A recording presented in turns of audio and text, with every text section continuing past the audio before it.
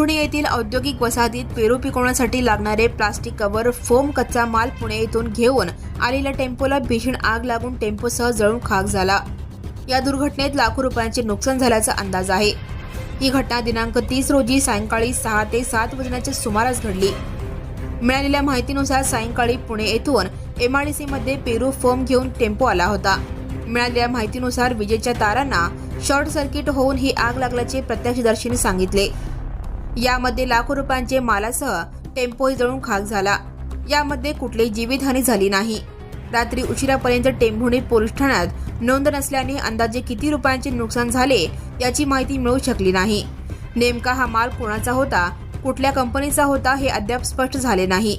रात्री 9च्या दरम्यान आगीवर नियंत्रण मिळवण्यात यश आले। येथील औद्योगिक वसाहतीत अग्निशमन दलाच्या कायमस्वरूपी गाड्या नसल्याने अचानक आग लागून कंपन्या जळून खाक होत आहेत। उद्योजकांचे लाखो रुपयांचे नुकसान होत असल्याचे MIDC राज्य अध्यक्ष राजेंद्र ढेकणे यांनी सांगितले। गेल्या वर्षभरात अनेक आगी लागल्या आहेत। Subscribe now and press the bell icon. Never miss an